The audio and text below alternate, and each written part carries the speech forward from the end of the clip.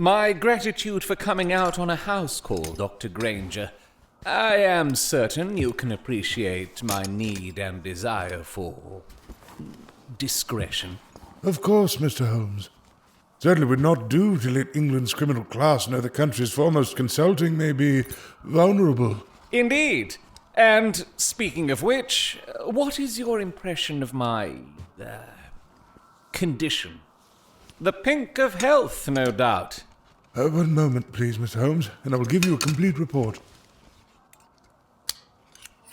Your physical condition is overall excellent.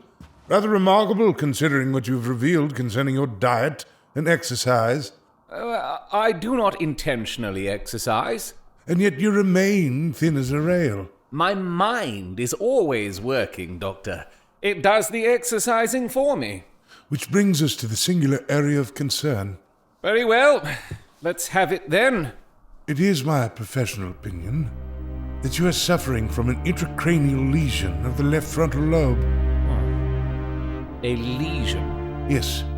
It is a kind of... I know what it is, Doctor. How certain are you that such a thing exists within my cranium? I would say 80%. When I asked Dr. Watson what the probability was that you were the best in your field, he said 90%. Using Bayes' theorem, if you say you are 80% certain that a brain lesion is the cause of my struggles, then there is an 81.1% chance you are actually correct. And what is your opinion concerning my fate if I choose to ignore this thing in my head? It has already significantly worsened, Mr. Holmes. Judging from the chronological reports on how it has been affecting you, it is my professional opinion that within 6 months you will find it difficult to perform the most basic daily tasks. Within a year, you will be bedridden. Mere weeks after that, you will be dead. So you are saying I have plenty of time? Flippancy will not alter my diagnosis, Mr. Holmes, one which I take no pleasure in delivering.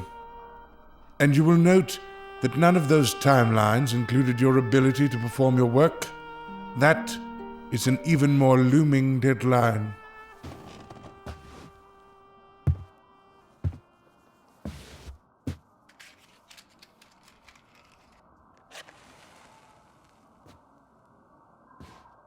And, what is the recommended course of treatment?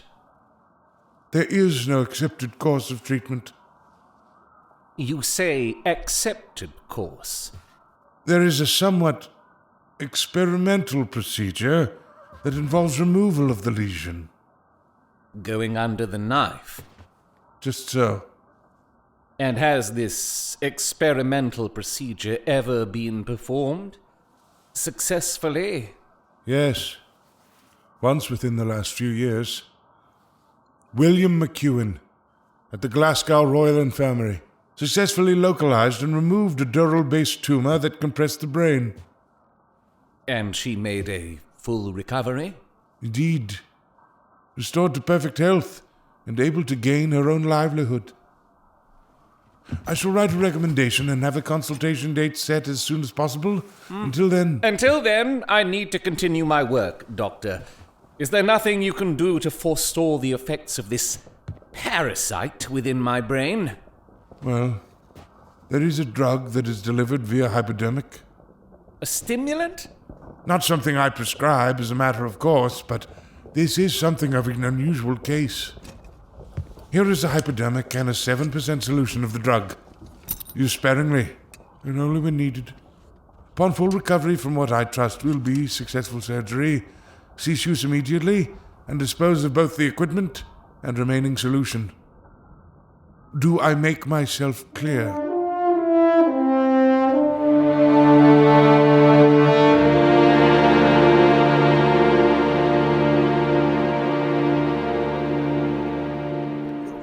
Surgery? It is you who pushed for me to seek medical counsel, Watson. Surely you must have known this was a possibility. Why, yes, of course. Still, the brain is such a dark continent, of which the medical field knows next to nothing. I cannot keep myself from fearing the worst. There is no reason to fear the worst, Watson, for we have not ultimate control of the outcome. I shall be at the mercy of a Dr. William McEwen. Oh, that must be a difficult condition for you. I am not in the habit of throwing myself upon the mercy of any man, Watson. However, this blasted lesion has attacked the thing I value most in the world, my brain. And I cannot, will not, go quietly into the darkness. Oh, I understand, Holmes. And I hope you know that I will be right by your side every step of the way. In fact, I have already set plans in motion to... Come in! Mr. Holmes, not to bother you, but a delivery's come for you. Ah, a parcel? No, sir. A letter? No, sir. In fact, it's a stick. So it is. A stick, did you say? Aye, sir. Ah, a walking stick. Now, why would someone send to me a walking stick? Thank you, Mrs. Hudson. Aye, sir. Tell me what you make of this, Watson. Well, it is a fine, thick piece of wood, bulbous-headed. Just under the head is a broad silver band nearly an inch across, with an engraving that reads, To James... To James Mortimer, MRCS, from his friends of the CCH, and it is dated 1884. What do you deduce, my good man? Well, I should think Dr. Mortimer's a successful, elderly medical man, well esteemed, since those who know him gave him this mark of appreciation. Good, excellent.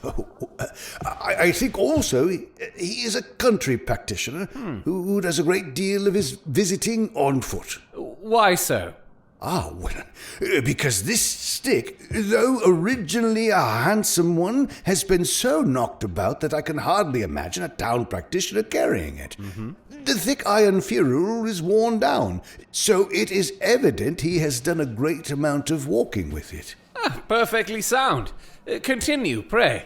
Well, there is the Friends of the CCH. I imagine that to be the something hunt, to whose members he has possibly given some surgical assistance, and which has made him a small presentation in return. Really, Watson, you excel yourself. I must say you habitually underrate your own abilities. It may be you are not yourself luminous, but you are a conductor of light.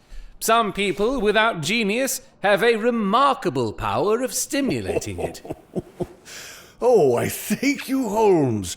Thank you, good fellow. I certainly don't like to brag, but occasionally I will stumble. Unfortunately, most of your imaginative conclusions were erroneous. Now, I say... When I said you stimulated me, I meant, to be frank, that in noting your fallacies, I was guided towards the truth. Not that you are entirely wrong in this instance. The man is certainly a country practitioner, and he walks a great deal. Well, then... However, I would suggest that a presentation to a doctor is more likely to come from a hospital than from a hunt.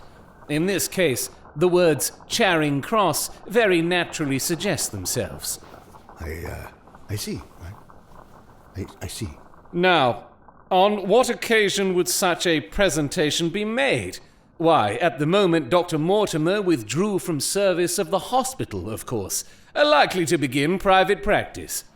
Ah, yes, that does seem probable. Further, he could not have been on the staff of the hospital, since only a man well established could hold such a position, and such a one would not drift into the countryside. Therefore, he could only have been little more than a senior student who left 5 years ago. And so disappears my elderly practitioner. I fear so. And in his place there emerges a young fellow under 30. Amiable, unambitious, absent-minded, and the possessor of a favourite dog, which I should describe as being larger than a terrier and smaller than a mastiff. A dog? Indeed. The creature has been in the habit of carrying this stick behind his master. Being a heavy stick, the dog has held it tightly by the middle, and the marks of his teeth are very plainly visible. And, unless I miss my guess, our Dr. Mortimer is even now waiting across the street. Here now, Dr. Mortimer, I presume. Will you come up now, sir?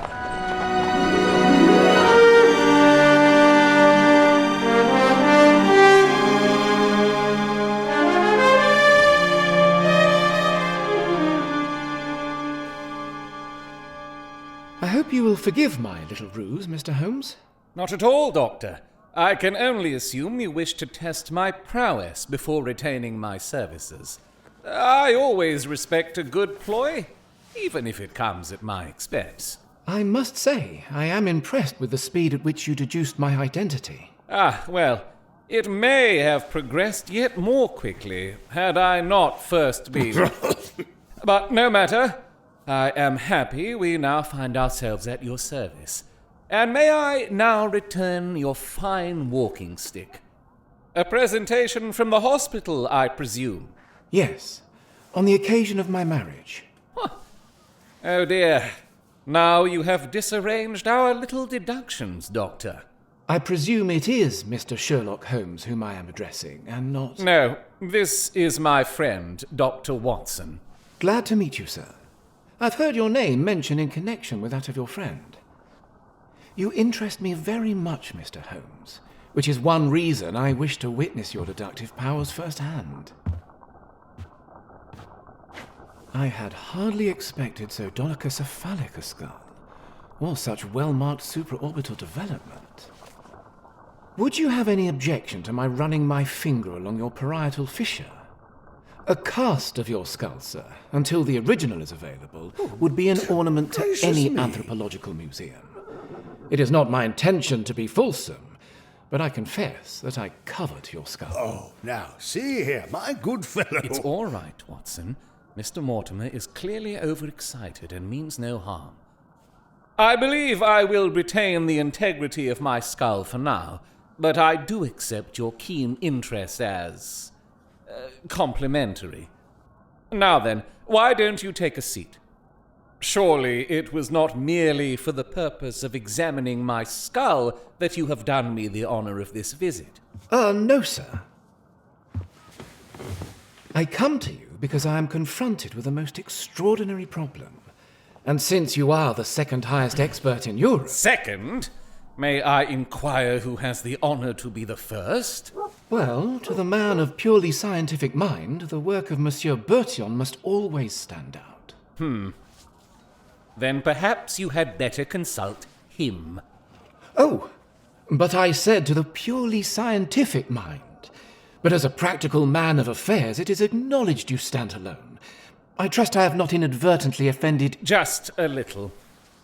I think, sir, you would do well to tell me plainly exactly why you demand my assistance. I have in my pocket a manuscript, an old manuscript, dating from the early 18th century. The exact date is 1742. This family paper was committed to my care by Sir Charles Baskerville, whose sudden and tragic death some 3 months ago created much excitement in Devonshire. And you were his medical attendant? And personal friend, yes. He was a generally practical man, sir, yet he took this document quite seriously. I see. This appears to be a statement of some sort? Indeed, sir. A statement concerning a certain old legend which runs in the Baskerville family. But I understand it is something more modern and practical upon which you wish to consult me. Most modern and most practical. A matter which must be decided within 24 hours. And this manuscript is connected with this urgent matter? Oh, intimately so. You are, of course, free to read the entire discourse at your leisure. However, I am happy to summarize its contents in the interest of time. Efficiency is a high virtue, sir. Pray, continue. The legend centers on one Hugo Baskerville, a man of evidently violent and impulsive temperament, living during the time of the Great Rebellion. Baskerville abducted a young woman, who subsequently escaped his clutches. In a display of rage fueled by alcohol and wickedness, Baskerville pursued her across the moor, swearing his soul to the devil if only he were able to capture her once more. The crux of the legend, Mr. Holmes, lies in what followed. The young woman perished from exhaustion and terror. However, Baskerville himself was purportedly killed by a creature described as an enormous black hound, far larger than any known breed. Since that time, it was believed that a curse had been placed on the Baskerville family, with future heirs doomed to be hunted by the supernatural hound if they ventured onto the moor, particularly at night. A very interesting tale. However, I fail to see how this relates to our present day. It relates to the death of my friend, Sir Charles Baskerville. You see, he was found dead in the yew alley of his estate. Footprints. Barrymore the butler states there were none unexplained, but that his master's footprints altered from the time he passed the moor gate, at which point he appeared to have been walking upon his toes. Intriguing. Any other signs upon the ground? Not according to Barrymore, no. Were there clear signs of injury to the body? None, sir, save for the facial expression of the poor victim, which was greatly distorted in an expression of extreme terror. I see. I must thank you for calling this information to my attention, sir. Yet I cannot shake the sense you have supplied me facts which are publicly available. If I am to be suitably prepared, I must be armed with the private facts as well. In doing so, I am telling that which I have not confided to anyone. My motive for withholding is that a man of science shrinks from endorsing things viewed as superstition. In addition, I would like to avoid any further darkening of Baskerville Hall's already grim reputation. And so, I felt justified in telling rather less than I knew. But with you, there is no reason why I should not be perfectly frank. Then please do so. Yes. Well, the moor is quite sparsely inhabited, but the chance of Sir Charles's illness brought he and I together, and a shared interest in science kept us so. Within the last few months, it became increasingly plain to me that Sir Charles's nervous system was strained to the breaking point.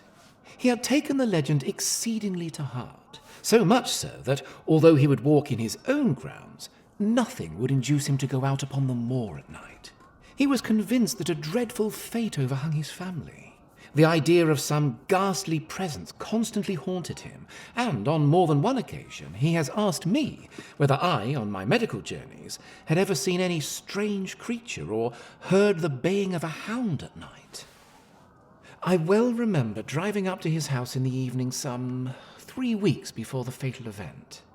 He happened to be at his hall door, and as I approached, I saw his eyes fix themselves over my shoulder and stare past me with an expression of the most dreadful horror. I turned round and just caught the glimpse of something large and black passing at the head of the drive. He was so distressed that I went down to the spot, but could find nothing. I stayed with him all that evening, and it was then he confided to my keeping the document you now hold. And then? It was at my advice that Sir Charles was about to go to London, as the constant anxiety was having a serious effect upon his health. I thought a few months among the distractions of town would send him back a new man. Mr. Stapleton, a mutual friend, was of the same opinion. Stapleton? Yes, a mutual friend. a local man, and rather accomplished entomologist. I see. Please continue. Well, just before Sir Charles could leave for London, came the terrible catastrophe. On the night of Sir Charles's death, Barrymore, who found the body, sent a man on horseback to me, and as I was sitting up late, I was able to reach Baskerville Hall within the hour. I followed the footsteps down the yew alley. I saw the spot at the moor gate where he seemed to have waited. I remarked on the change in the shape of the prince after that point, and finally I examined the body, which had not been touched until my arrival.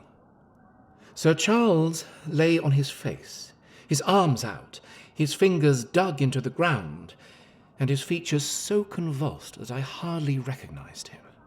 There was certainly no physical injury of any kind, but one inaccurate statement was made by Barrymore at the inquest. He said there were no traces upon the ground round the body. He did not observe any, but I did, some little distance off, but fresh and clear. Of what nature? Footprints. Footprints? Man or woman? These were not from a man or a woman, Mr. Holmes. These were the footprints of a gigantic hound. Oh, good heavens. And you saw this, sir? I did, as clearly as I see you.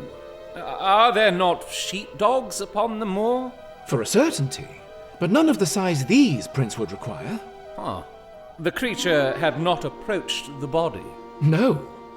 What sort of night was this? Damp and raw, though not actually raining. You mentioned a yew alley. Describe this. There are 2 lines of old yew hedge, 12 feet high and impenetrable. The walk in the centre is about 8 feet across. You spoke of a gate? Yes, a wicket gate that opens upon the moor. No other opening? None.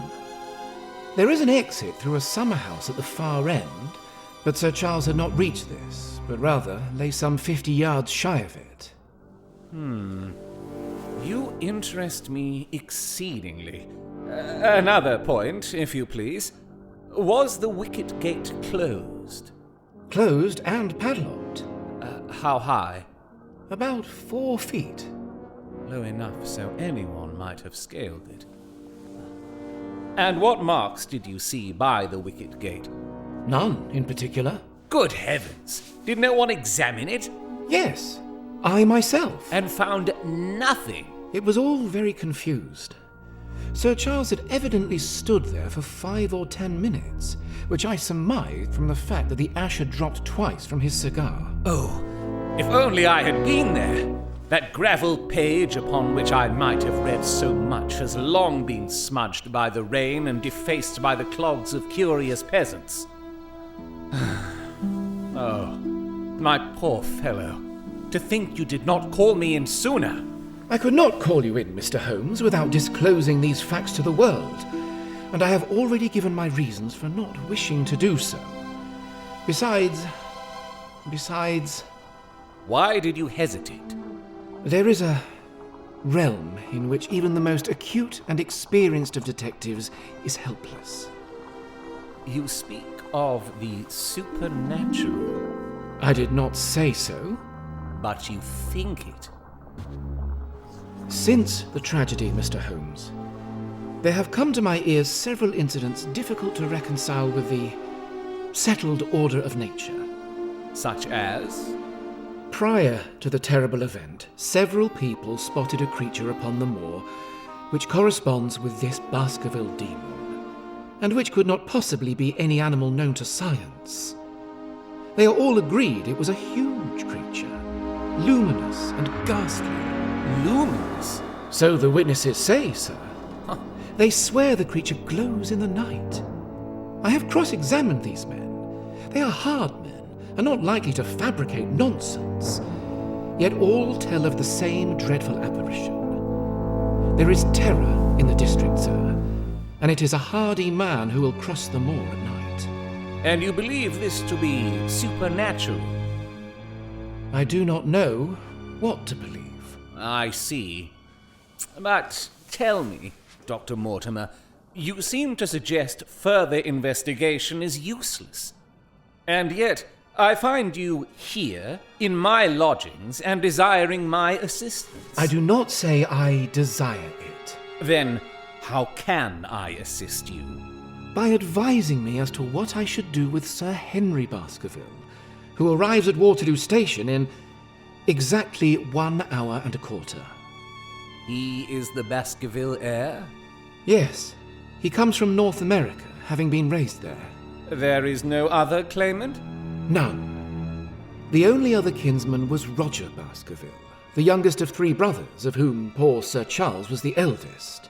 The second brother, who died young, is the father of this lad Henry. The third, Roger, was the black sheep of the family. He came of the dark Baskerville strain, and was the very image of old Hugo. His ill deeds forced him to flee England for Central America, where he died in 1876 of yellow fever. Henry is the last of the Baskervilles.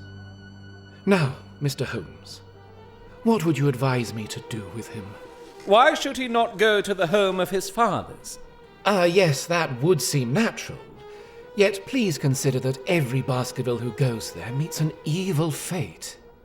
I feel certain Sir Charles would have warned me against bringing his heir to that deadly place. And yet, it cannot be denied that the prosperity of the whole bleak countryside depends on his presence. I see. And yet, if the supernatural be the cause, could it not as easily work evil in London as in Devonshire? Tell me, Watson, are all devils merely local in nature? Well, I am afraid you must consult a clergyman on that score, Holmes. You both put the matter more flippantly than you might were you brought into personal contact with such things. I beg your pardon. Am I to understand, Mr. Holmes, that your advice is that the young man will be as safe in Devonshire as in London? My advice, sir, is to proceed to your meeting with Sir Henry. And then? And then you will say nothing to him at all of this matter until 10 o'clock tomorrow, at which time I will be much obliged if you will both call upon me here at my lodgings.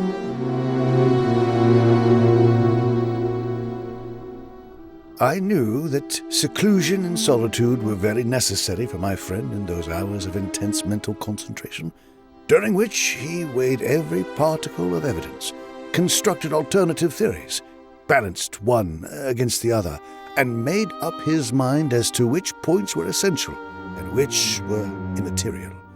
I therefore spent the rest of the day at my club and did not return to Baker Street until evening.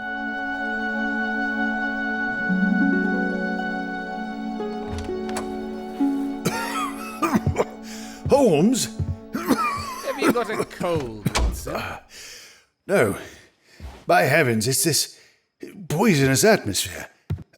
I thought at first the place was on fire. Throw open the window, then.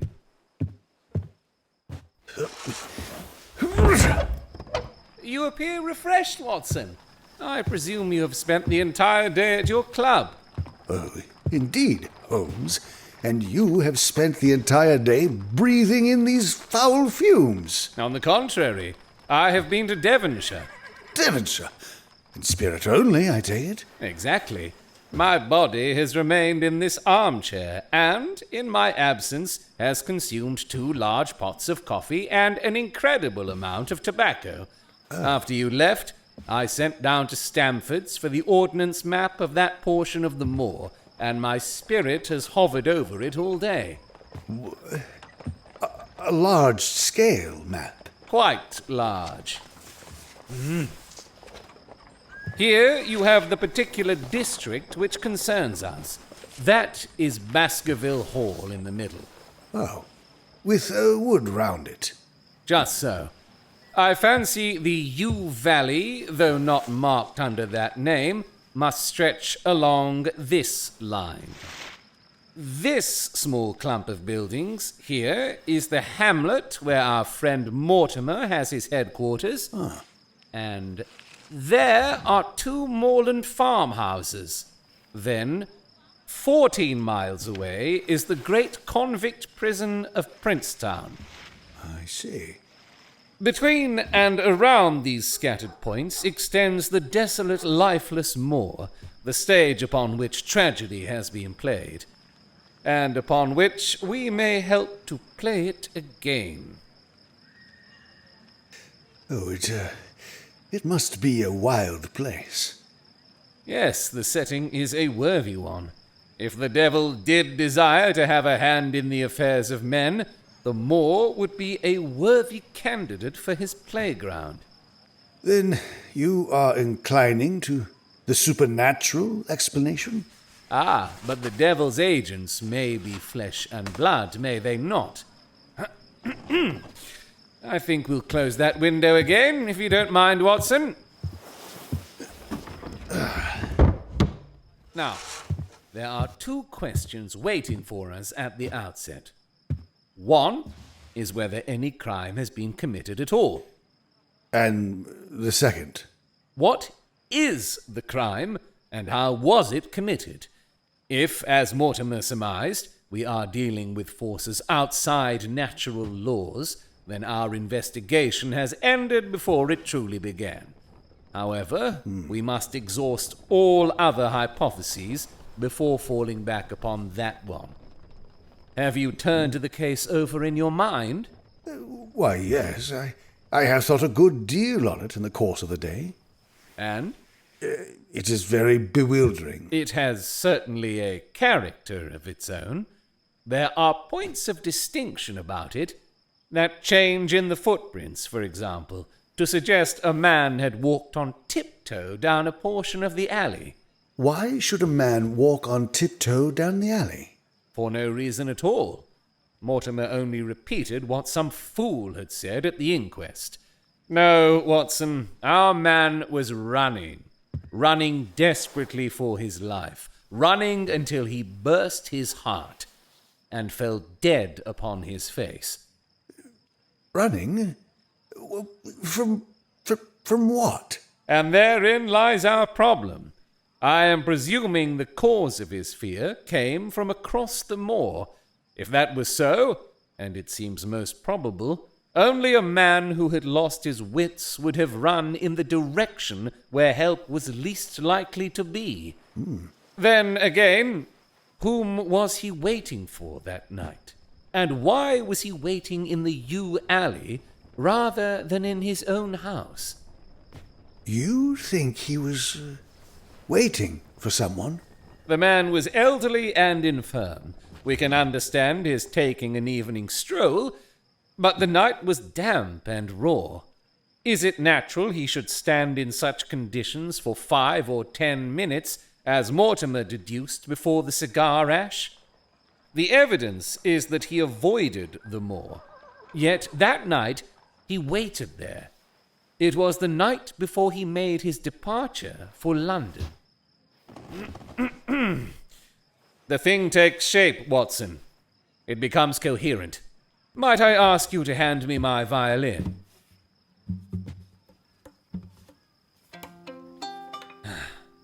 And we will postpone all further thought upon this business until we have had the advantage of meeting Mr. Mortimer and Sir Henry Baskerville in the morning.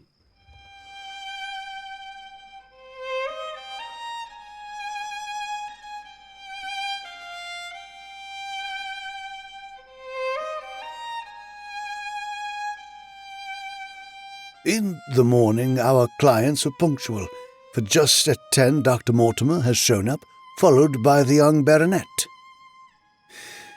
The latter was a small, dark-eyed man of about 30, with thick black eyebrows and a strong, pugnacious face. He wore a tweed suit and had the weather-beaten appearance of one who has spent most of his time in the open air. And yet there was something in his steady eye and the quiet assurance of his bearing which indicated the gentleman.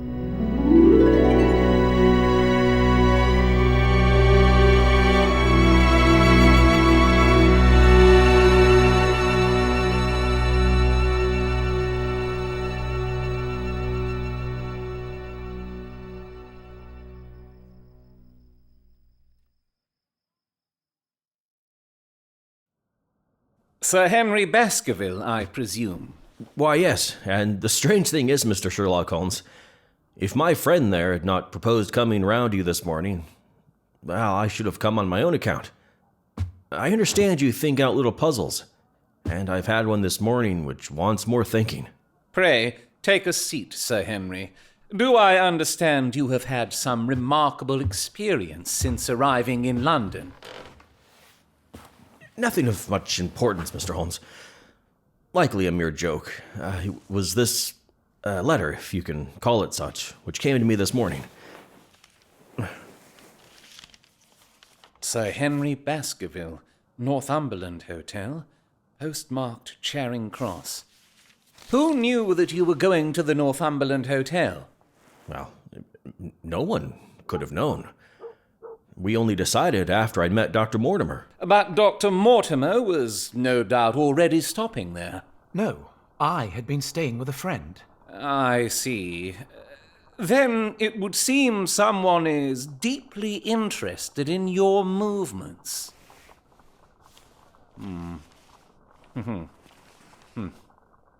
As you value your life or your reason, keep away from the moor. It would appear this message was created by cutting out words of newsprint and pasting them upon this paper. Only the word more is handwritten, and that likely because the author could not easily find it in yesterday's edition of the Times. You will observe the words are not arranged in an even line, but that some are much higher or pasted askew. That may point to either carelessness or agitation.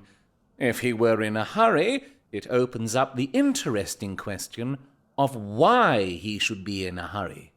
Did the composer fear an interruption? And from whom?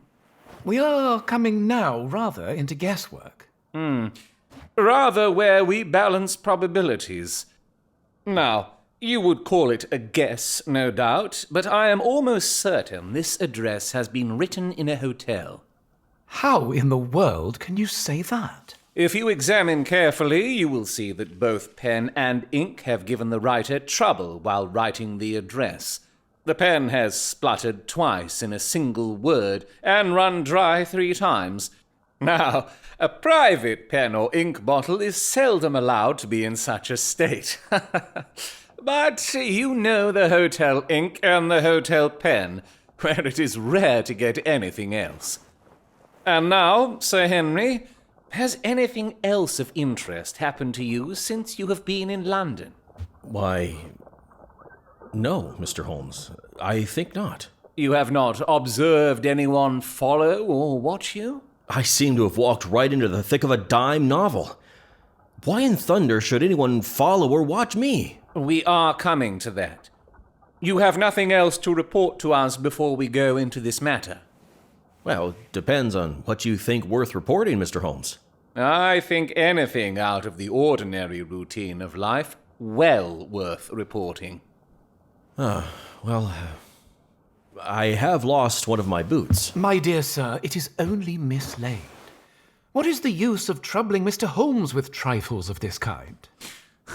But I did say anything, Dr. Mortimer. One of your boots, you say, Sir Henry. I put them both outside my door last night to be cleaned, and there was only one in the morning. The worst part is, I only bought the pair last night and never had them on. If you have never worn them, why did you put them out to be cleaned? Well, they were tan boots and never been varnished. I did a good deal of shopping yesterday. Among other things, I bought those brown boots and gave $6 for them, and had one stolen before I ever had them on my feet. It does seem a useless thing to steal. And now, gentlemen, it seems time you gave me a full account of what we are all driving at. Your request is a reasonable one. Dr. Mortimer, I think you could not do better than tell the story as you told it to us. Yes, of course. Well, Sir Henry, as you know, Sir Charles was my friend.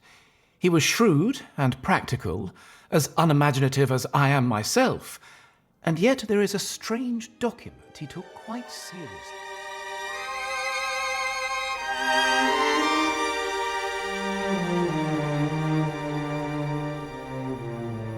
I seem to have come into an inheritance with a vengeance. Of course, I've heard of the Hound ever since I was a small lad in North America, though, well, I never thought of taking it seriously. But as to my uncle's death, well, it just all seems boiling up in my head. And now there's this affair of the letter to me at the hotel. It seems to show someone knows more than we do about what goes on upon the moor. And also that someone is not ill-disposed toward you, since they warn you of danger. Or wish to scare me away. Another possibility. But now we must decide, Sir Henry, whether it is advisable for you to go to Baskerville Hall. Why should I not go? There seems to be danger. Well, my answer is fixed. Nothing shall prevent me from going to the home of my own people, and you may take that to be my final answer. Mm-hmm. Meanwhile, I have hardly had time to think over all you've told me. I should like to have a quiet hour by myself. Mr. Holmes, suppose you and Dr. Watson come round and lunch with us at 2. I'll be able to tell you more clearly then how this thing strikes me. Is that convenient to you, Watson? Perfectly. Then you may expect us. Shall I have a cab called? I should prefer to walk. I'll join you in a walk, with pleasure. Until 2 o'clock, then.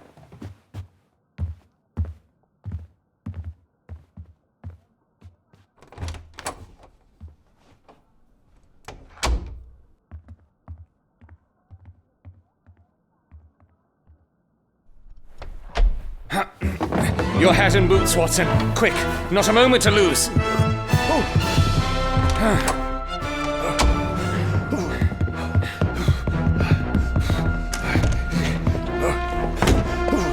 They are still visible down the street, Holmes. Shall I run on and stop them? Not for the world, my dear Watson. They are not the ones we seek. There, that's our man. Come along. We'll have a good look at him, if nothing else.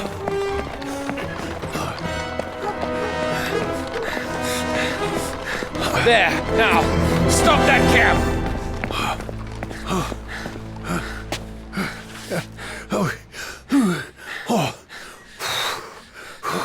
Should have worn different shoes.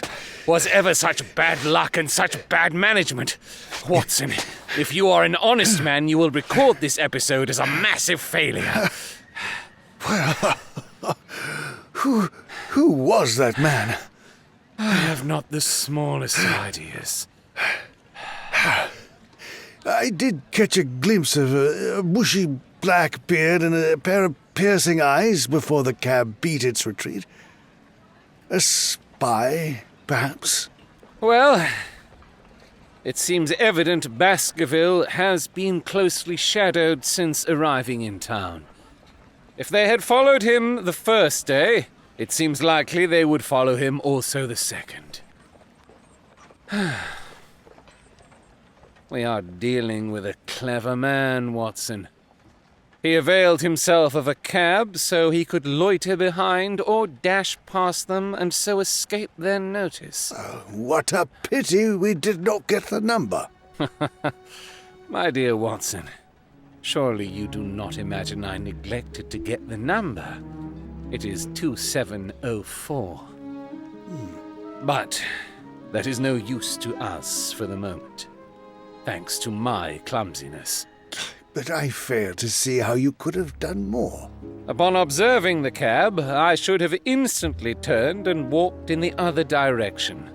Then hired a second cab and followed the first at a respectful distance. Or, better still, driven to the Northumberland Hotel and waited there. As it is, by indiscreet eagerness, we have betrayed ourselves and lost our man. It would seem they are playing me for a fool in this hotel. By thunder, if I cannot find my missing boot, there will be trouble. I can take a joke with the best, Mr. Holmes, but they've gone over the mark this time. Still looking for your boot?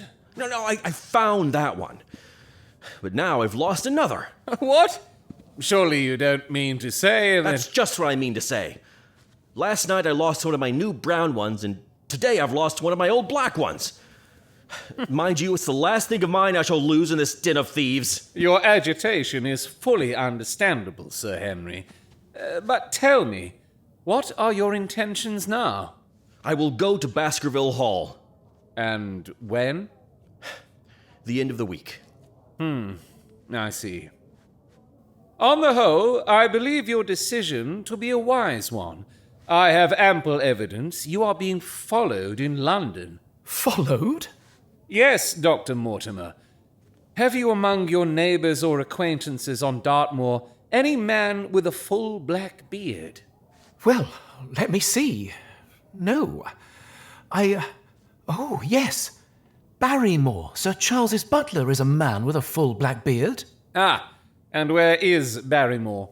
He's in charge of the hall.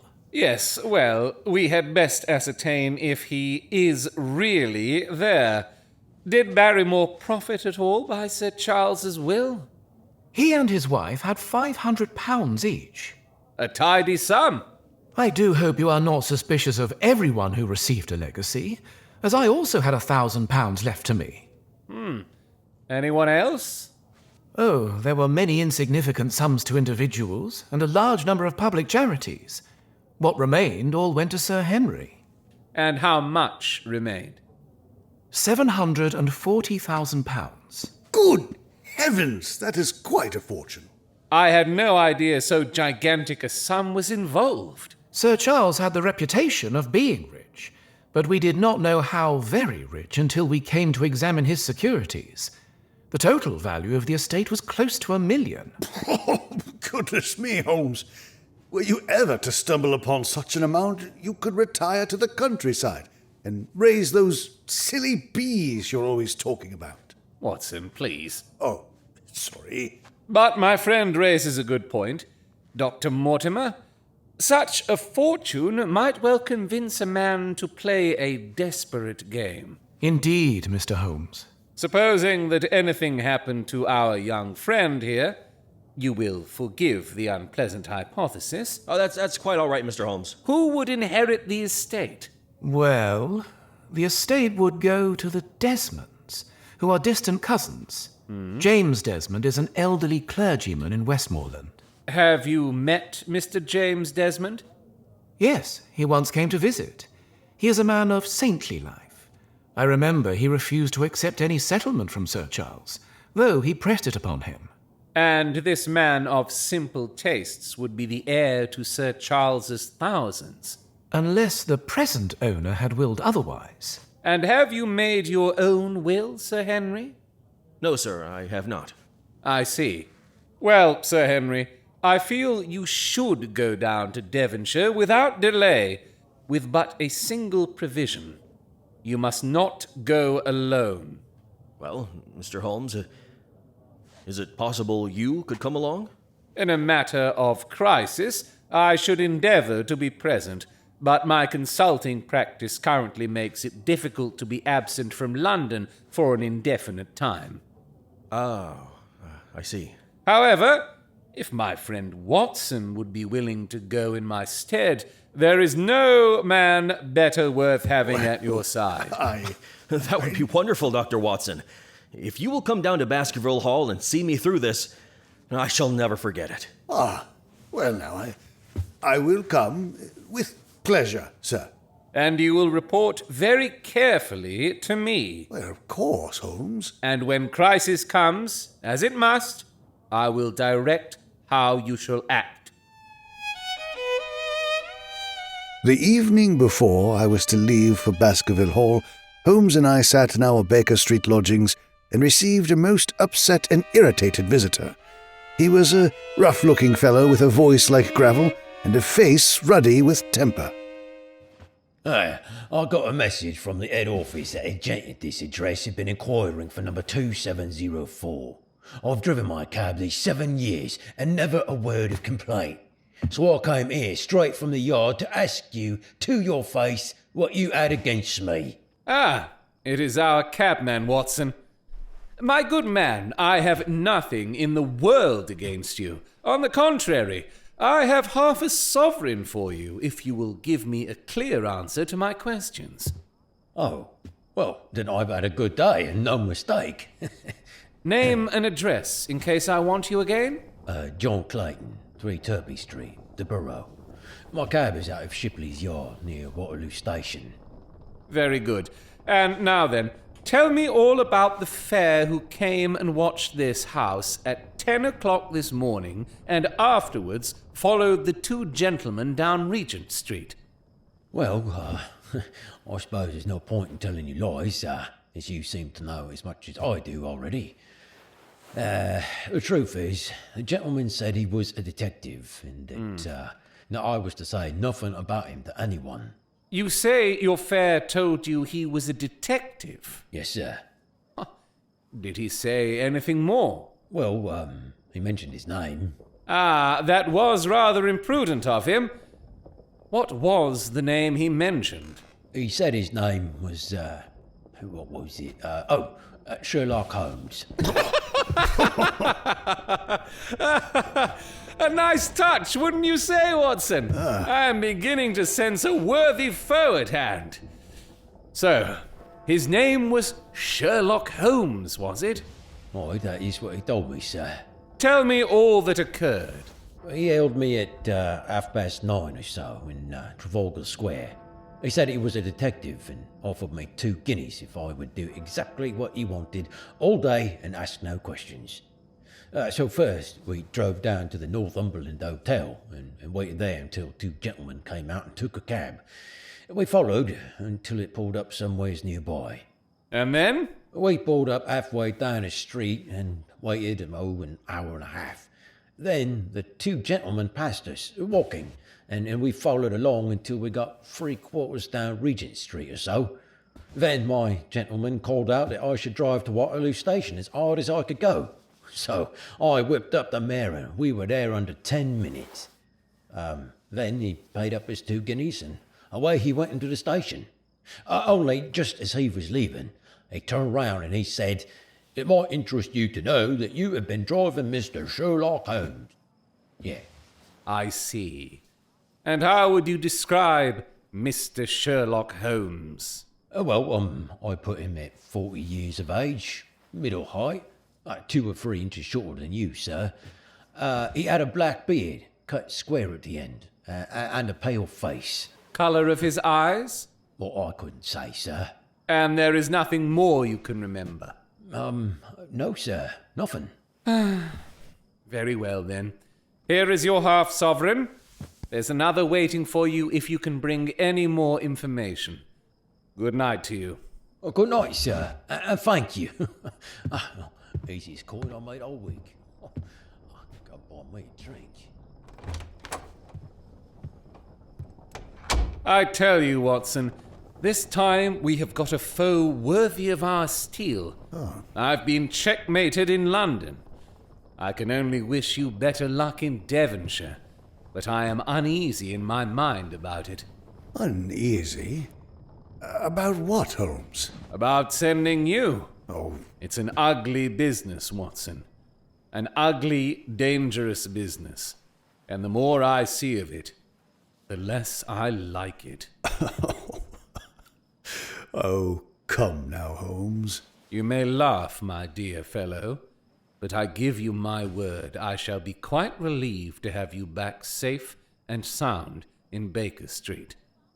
I will not bias your mind by suggesting theories or suspicions, but I suggest you keep your revolver nearby night and day, and never relax your precautions.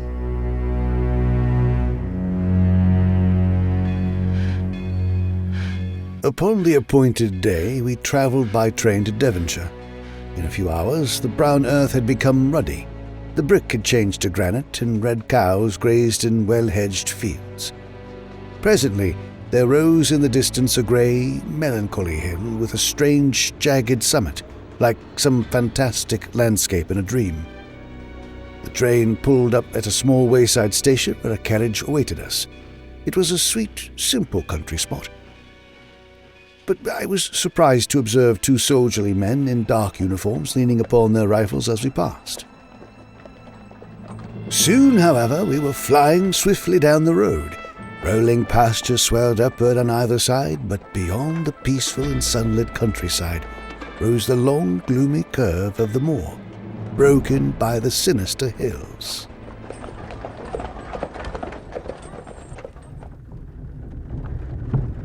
Ho there! Hold the carriage! I believe we've been hailed. I wonder what this could be about. Looks like a rifleman astride a horse.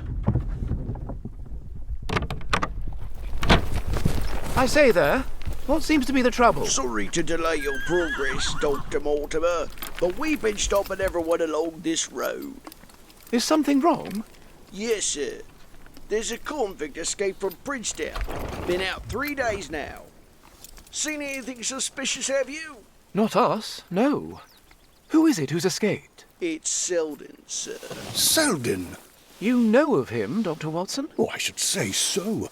This man named Selden is the Notting Hill murderer, wanted for such a ferocious crime that we not only heard of him in London, but the court doubted his very sanity. And you say he's escaped, my good man. Yes, sir. A bad business it is. Stay lively as you go, and don't pick up any strangers. On your way. Thank you, sir. We certainly shall not. On we drove until, quite suddenly it seemed, Baskerville Hall rose before us, its dark silhouette deepened by the setting sun. The whole front of the place was draped in ivy, and from the central block rose twin towers, ancient and pierced with many loopholes. To right and left were more recent additions constructed of black granite.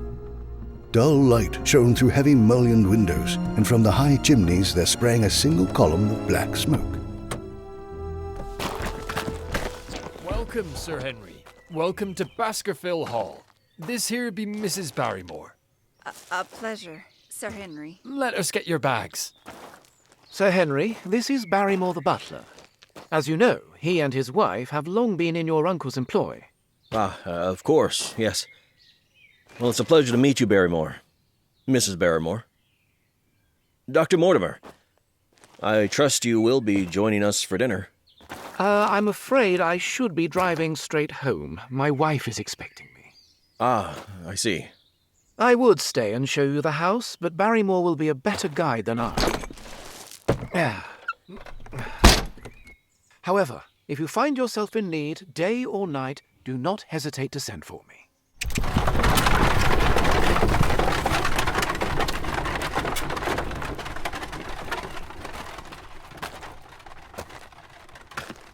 It is just as I imagined it.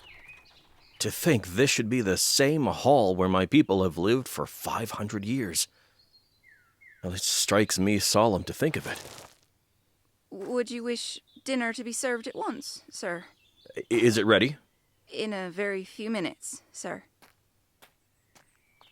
You'll be finding hot water in your rooms. My wife and I be happy to stay with you until fresh arrangements are made, but you will understand that under the new conditions, this house will require a considerable staff. New conditions? I mean only that Sir Charles led a very retired life, and we were able to look after his wants. You would naturally wish to have more company, and so be needing changes in your household. Do you mean you and your wife wish to leave Baskerville Hall? Only when it be quite convenient to you, sir. Why, but your family have been with us for several generations, have they not? Why, I should be sorry to begin my life here by breaking an old family connection. I feel that also, sir. And so does my wife. But to tell the truth, sir, we were both very much attached to Sir Charles.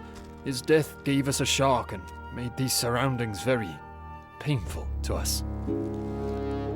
I see. Well, perhaps this is a matter best discussed at a later time. Yes, sir, of course. Let me show you to your rooms.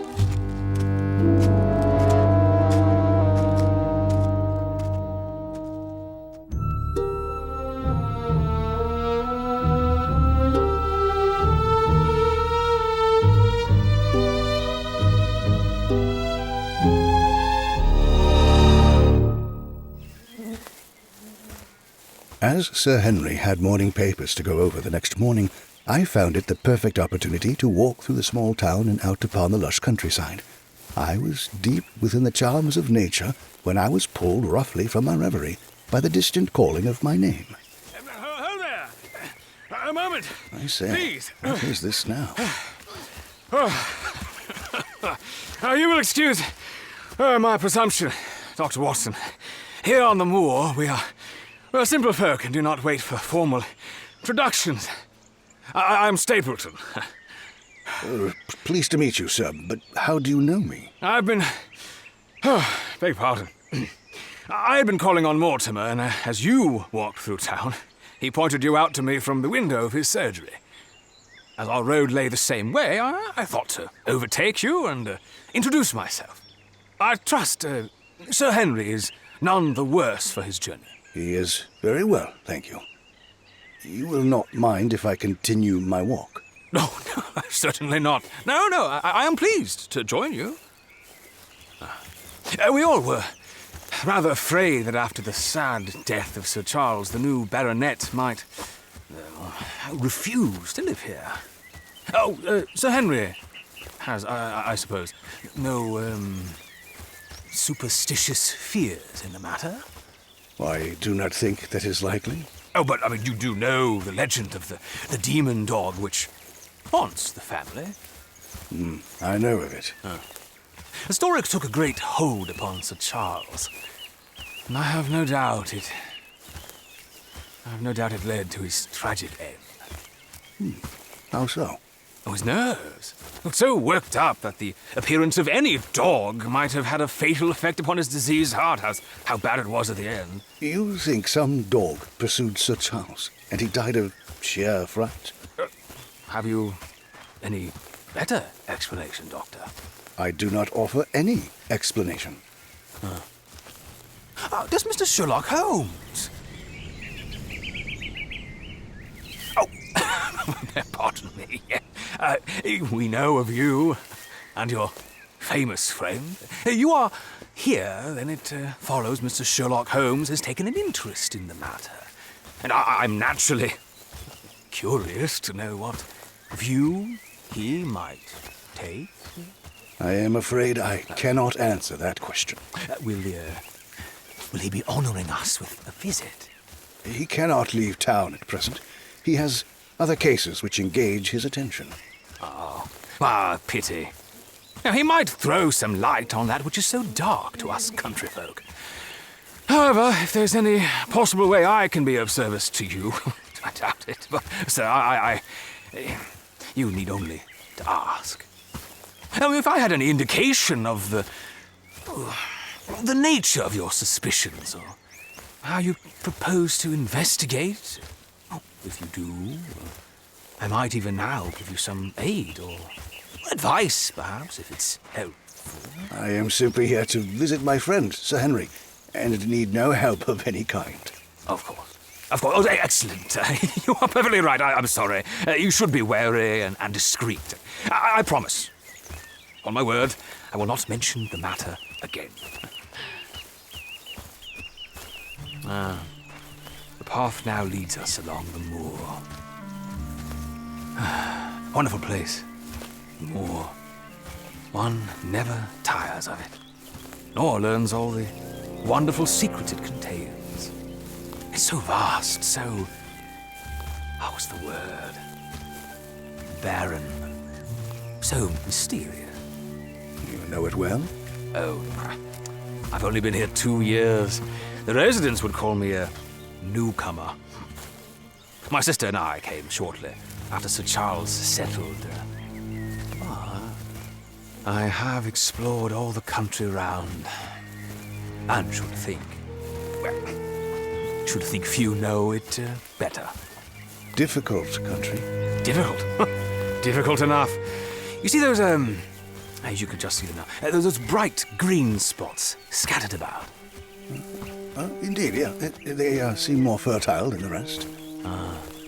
That is the great Grimpen Mire. One false step means death to any man or beast. Only yesterday, I saw one of the horses wander into it. never came out.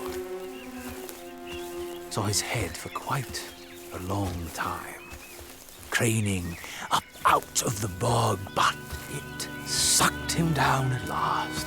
Oh my, dreadful. A bad place, the mire.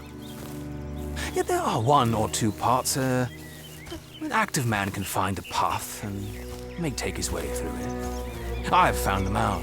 But why should you wish to go into so horrible a place? Oh, well, you see the hills beyond.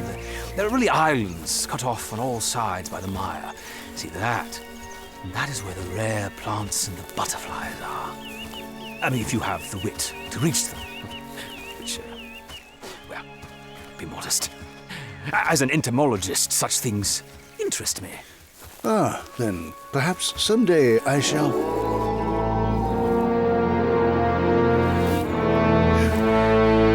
What the devil is that? Oh, some say it is the Hound of the Baskervilles calling for its prey. It's drivel. All nonsense, of course. But what do you think is the cause of so strange a sound? Our bogs make quite queer noises sometimes. It's the mud settling or the water rising or something. Oh, no, that was a living voice. But now I must return to my friend Sir Henry.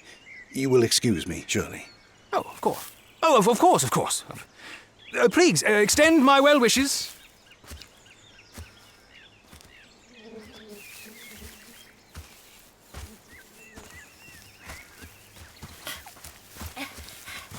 Hello? You there? I say, my dear lady, are you speaking to me? Yes. You must go back. Go back? Go back to where, my dear? To London. Instantly. But why should I go back? I cannot explain, but for God's sake, do what I ask. Go back and never set foot upon the moor ever again. But I have only just come. Do not argue. Get away from this place at once, at all costs. And now I must go, as I cannot be seen with you. Remember what I have said. Strange woman. I must include this in my reports to Holmes. Dear me. My time at Baskerville Hall extended many days, and as we moved into mid-October, the weather became marked by rolling clouds, heavy fog, and a cold, drizzling rain. During the day, Sir Henry had a great deal of work to do, catching up on the business of the hall, and I spent much time sending Holmes detailed descriptions of all activities in and around the place. There was often company for the dinner hour, including more than one visit by Stapleton and his sister, Beryl, whom I recognized immediately as the woman who had flagged me down with her dire warnings. As it turned out, she had mistaken me for the new baronet, and her face reddened upon first realizing her mistake. Sir Henry seemed highly attracted to the young lady, and I mentioned to Holmes that there may be a romance in the offing before he ever set foot in Devonshire. The pairing was not surprising, as Sir Henry was a young man in his prime, and she an attractive young lady. Yet, while Miss Barrymore did not rebuff his attentions, there was something in her attitude that was not quite as welcoming as one might expect. Late one evening, when all guests had departed, and when the moor outside was black as pitch, I was startled by a quick rap upon my chamber door.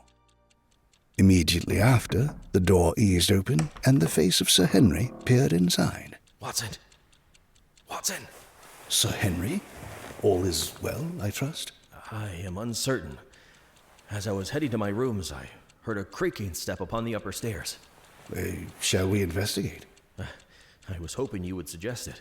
Oh, let me fetch my revolver.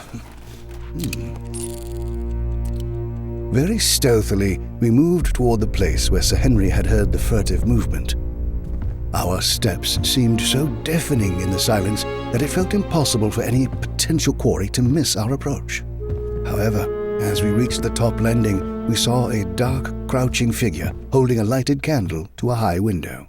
Barrymore! Sir Henry. What are you doing up here, Barrymore? Nothing, sir.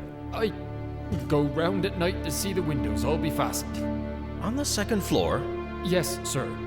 All the windows. Yeah, look here, my good man. We all know that to be a lie. The truth, if you please. And I shall have it now. What were you doing at that window? Don't ask me, Sir Henry, I beg of you. It not be my secret to tell. I will have that candle, if you please, Barrymore. Are you onto something, Watson? I think he must have been using the candle as a signal.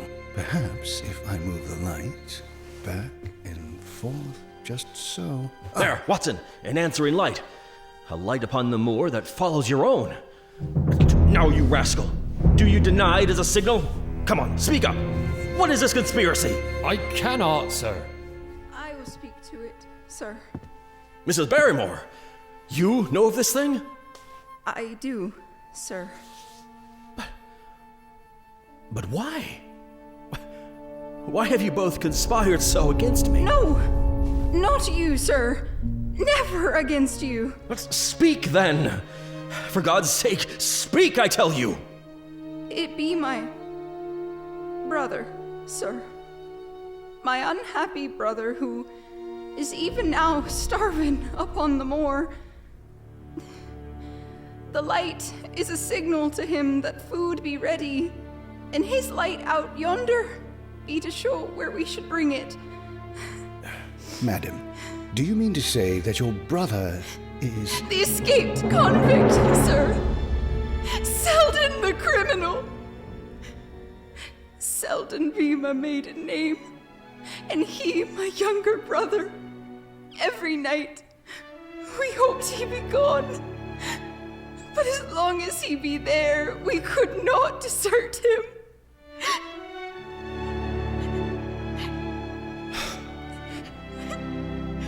Very well. Retire to your chambers, both of you, and we shall talk further of this in the morning.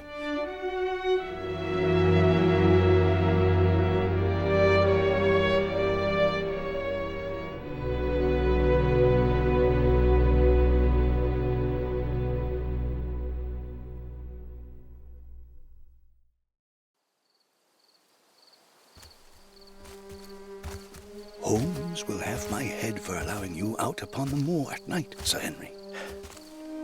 It was that or I go alone, Watson. I'm afraid I left you little choice. You still have your revolver, I trust? I certainly do. Once we find this fellow, we must close on him rapidly, for he is a desperate man. We shall take him by surprise. That way, he... What the blazes was that? I do not know, but I have heard it once before, and I like it even less now. Watson, that was the cry of a hound. Keep your wits about you, man. It seemed to come from the direction of the Gripen mire. Stapleton was with me when I heard it last. He believed it was the sound of the mire sinking, or some such thing. Nonsense! It was a hound! It is one thing to laugh about such things in London, but out here, well... Out here is another matter entirely. Steady, man. Steady. Oh, but think of it, Watson. The footprint of the hound beside my uncle's body. Well, I do not think myself a coward, but that sound freezes the blood in my veins. Shall we turn back? No, by thunder. We have come out to get our man, and we will do it. We after the convict, and a demon hound after us. Come, Watson. We'll see it through if all the fiends of hell are loose upon the moor. We stumbled slowly along in the darkness, with the black loom of the craggy hills around us, and the yellow speck of light burning steadily in front. Then, at last, we could see from whence it came. A boulder of granite concealed our approach, and, crouching behind it, we gazed over at the signal light. And then we saw him. Over the rocks there thrust an evil yellow face, foul with mire, a bristling beard, and draped by matted hair. The light reflected in his cunning eyes, which peered fiercely to right and left, like a savage animal who has heard the steps of the hunters. Stop right there! What I say? Oh, good heavens, he's quick. Shoot, Watson! I don't have the shot!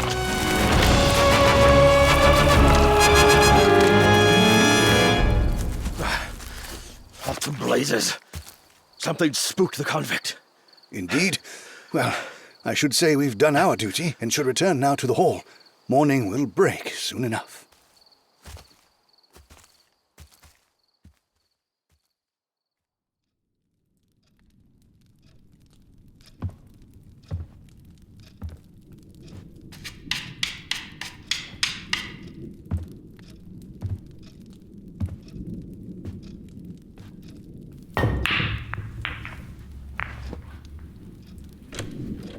Ah, Watson. I was hoping to find you here. Recovered from last night, have you? Oh, I did not sleep a wink. Nor I. However, there is something that requires our attention. Oh? Yes. Barrymore here considers that he has a grievance. A grievance? Ha! My reaction, exactly. He thinks it unfair for us to hunt his brother-in-law when he, of his own free will, told us the secret. Ah, but if only you had told us of your own free will, Barrymore. You only told us, or rather your wife only told us, when it was forced from you. Well, I did not think you would take advantage of it, sir. My good fellow, the man is a public danger.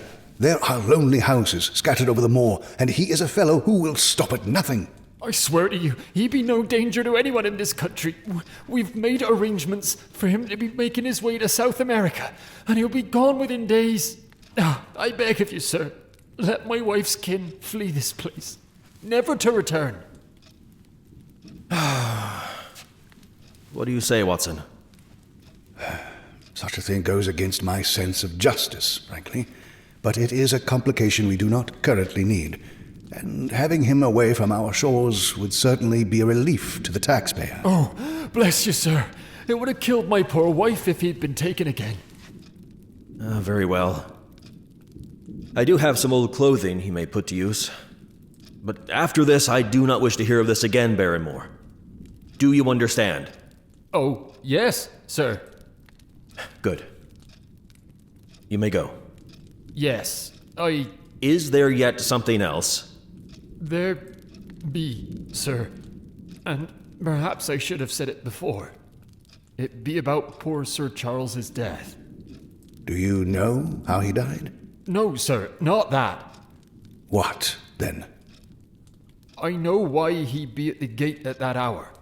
It was to meet a woman. What? To meet a woman? Why, good heavens, what woman? What was her name? I cannot give you the name, sir, but I can give you the initials. They be LL. How did you come to know this? Well, Sir Henry, your uncle had a letter that morning. He often had many letters, being a generous man, but that morning there be only one, and so I took extra notice of it. It be from Coombe Tracy, and addressed in a woman's hand. And so? Well, I thought no more of it until a few weeks ago, when my wife be cleaning out Sir Charles's study after his passing, and found the remains of a burned letter in the back of the grate. The greater part of it be charred to pieces, but the end of a page just hung together, and the writing could still be read. And what did it say? It said, "Please, as you are a gentleman, burn this letter, and be at the gate by 10 o'clock. Beneath it be signed the initials LL. Have you still got the paper? No, sir. It crumbled to bits as I moved it. I cannot understand it, Barrymore. Why did you conceal this important information? Well, we were both quite fond of Sir Charles. To bring this up could not help our poor master, and discretion be wise when there be a lady involved. You thought it might injure his reputation? I say only that no good could have come from it. But now you've been kind to us, I feel it unfair to conceal this from you any longer. I see. Thank you, Barrymore. You may go. Thank you, sir.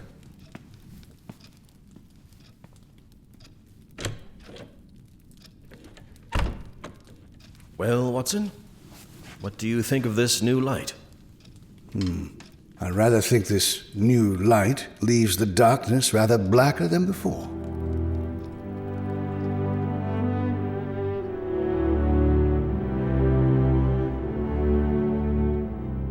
For the next couple of days, I ruminated upon all these new happenings. I had been sending Holmes regular updates via the post, but had not yet received any reply from London. I did, however, chance to cross paths with Dr. Mortimer, and I took the opportunity to ask if he knew any woman whose initials were LL. He informed me that yes, such a lady lived in Coombe Tracy and went by the name of Laura Lyons. I determined to pay this lady a visit. The first impression left by Miss Lyons was one of extreme beauty. Her eyes and hair were of the same rich hazel, and her cheeks, though considerably freckled, were flushed with the exquisite bloom of health. But there was something subtly wrong with the face, some coarseness of expression, some hardness of eye. But these were afterthoughts. For the moment, I was overwhelmingly conscious of being in the presence of a very handsome woman, and I now fully understood how truly delicate my mission was.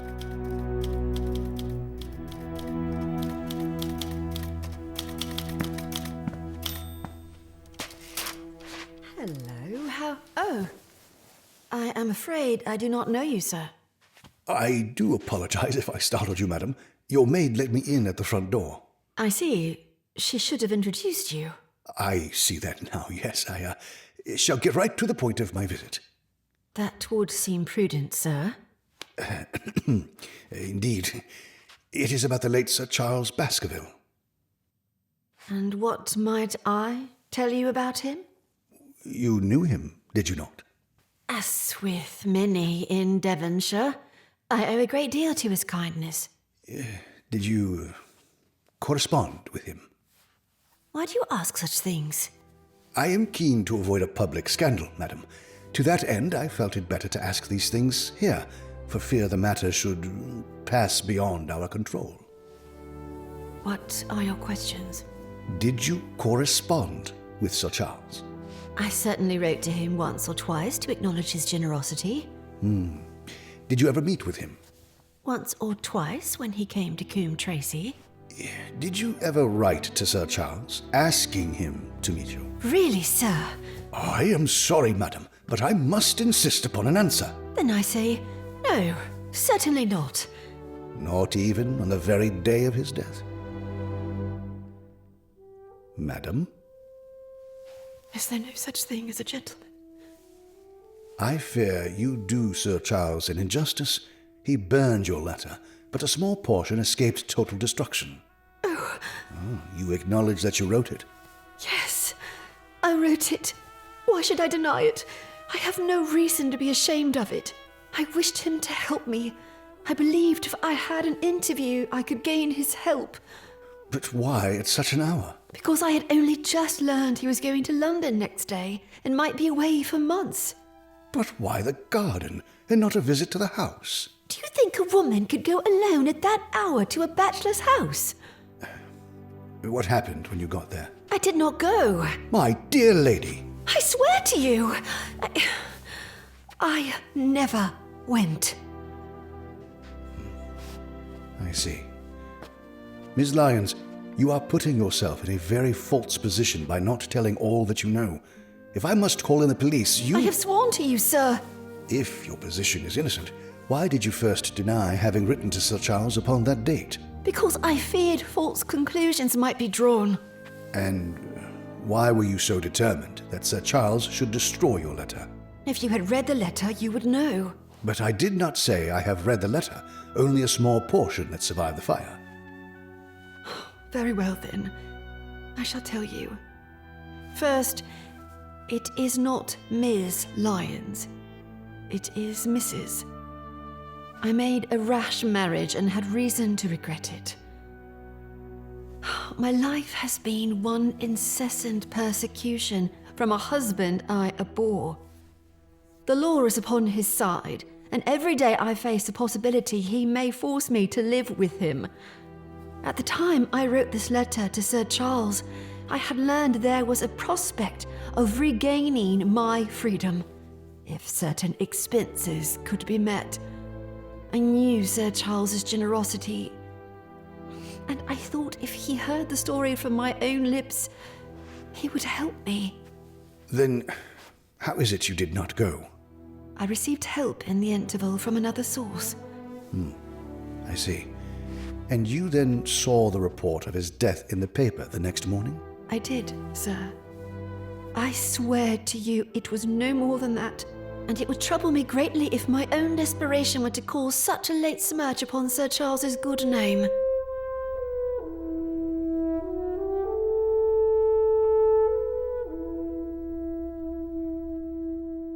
On the way back to Baskerville Hall, I took a meandering path that took me out upon the moor. My mind was atilt with the events of the case that seemed to stack, one upon the other, like a teetering cairn of ill-balanced rocks. Devonshire might appear a peaceful place, but it possessed all the complexities of human society one might find in much more worldly locations. Before I knew it, I had reached the summit of a hill and realized the sun was sinking. My heart thudded as I realized I was on the verge of being alone on the moor at nightfall, and was just determining to head back with all speed when I discovered I was quite near the place where Sir Henry and I had come upon the frightening fellow from a few nights earlier. I was turning to leave when I spotted something which had been invisible in the blackness of that previous night, an ancient stone hut set into the side of the hill. My hand closed upon the butt of my revolver and, walking swiftly, I went to the door and looked inside. The place was empty. However, there were clear signs of activity. A roll of blankets leaned in one corner, while cooking utensils and a half-full bucket of water sat near a stone fire pit. A litter of empty tins showed the place had been occupied for some time, and a half-full bottle of spirits sat in one corner. Then my eyes lit upon a sheet of paper that lay on a crude wooden table. I stepped toward it, and my heart seized as I read, roughly scrawled in pencil, "Dr. Watson has gone to Coombe Tracy." A lovely evening, Watson. Welcome to my humble abode. Holmes. I say, dear fellow, please be careful with that revolver. Holmes, what the devil? Surprised to see me? You're surprised, thunderstruck, but never more glad to see anyone in my life. The surprise is not all one-sided, I assure you. I had no idea you had found my little retreat until I was mere paces from the door. What's this? A note. Ah, you have been to Coombe Tracy, have you? Oh, why, yes. You did not write that yourself? Certainly not, old fellow. And I would think you would know my handwriting by now. No, I have hired a lad to both keep me in supplies and an eye on your activities. Oh, well then you have used me, Holmes. I think I deserve better at your hands. My dear fellow, you have been invaluable to me. Had I been with Sir Henry, my presence would have warned our formidable opponents to be on their guard. As it is, I have been able to move about as an unknown factor, ready to strike at the critical moment. But why keep me in the dark? For you to know could not have helped us and might possibly have led to my discovery. You would have wished to tell me something, or, in your kindness, brought me out some comfort or other, and thereby risked discovery. Then my reports have all been wasted. Not at all, Watson. As you can see, they are all here and well thumbed. Delayed by a day or so is all, and I really must compliment you upon the level of zeal and intelligence you have dedicated to this most difficult case. Really? Well then, I suppose I've done quite well, haven't I? Exceedingly so. And now, you have shared via your letters everything you have learned.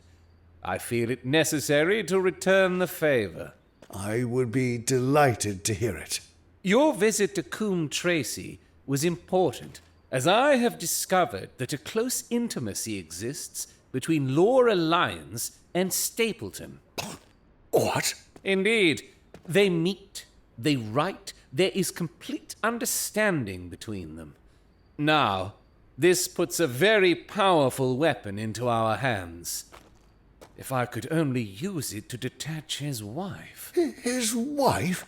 Oh, but Holmes, Beryl is Stapleton's sister. Why, Sir Henry has all but fallen in love with the woman. Sir Henry's falling in love could do no harm to anyone except Sir Henry. Stapleton has taken particular care that Sir Henry does not make love to her, and I repeat that the lady is his wife and not his sister. But why this elaborate deception? Because Stapleton foresaw she would be much more useful as a free woman. Then is it he who dodged us in London? As I decipher the riddle, yes. Then where does Mrs. Laura Lyons come in? I suspect the poor Mrs. Lyons counted upon becoming Stapleton's wife once her divorce was complete. And when she learns of the deception? Why, then we may find the lady of service. It must be our first duty to see her, both of us, tomorrow. But it grows quite dark, Watson, and I feel you should be getting back to Sir Henry. One last question, Holmes. What is the meaning of it all? It is murder, Watson. Refined, cold-blooded, deliberate murder. We are closing in. But there is one danger which can threaten us. Oh, and that is? If he should strike before we are ready to do so. Another day or two and my case will be complete. But until then, guard Sir Henry as closely as... Holmes! Quiet!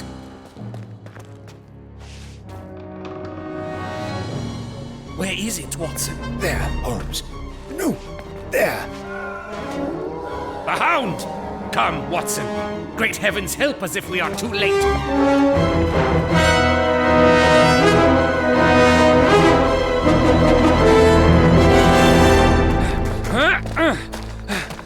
What a fool I was to stay my hand! No, Holmes. It is I who left my charge to his fate. Do you see anything, Watson? Nothing. I don't. Wait. Just there. It's a man, Holmes. Lying face down at the base of that cliff. Come, Watson. Oh, I recognize his clothing. It must be Sir Henry. Oh, the damnable brute. Oh, Holmes. I shall never forgive myself. I am more to blame than you. In order to complete my case, I have thrown away the life of my client. It is the greatest blow of my career. But why, Holmes?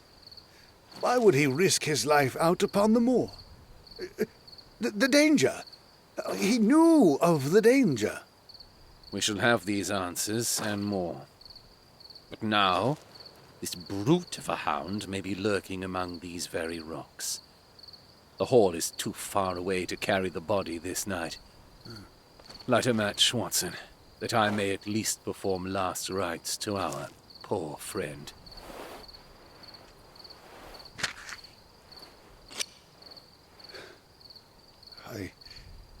I can't bear to turn him over, Holmes. I shall do so.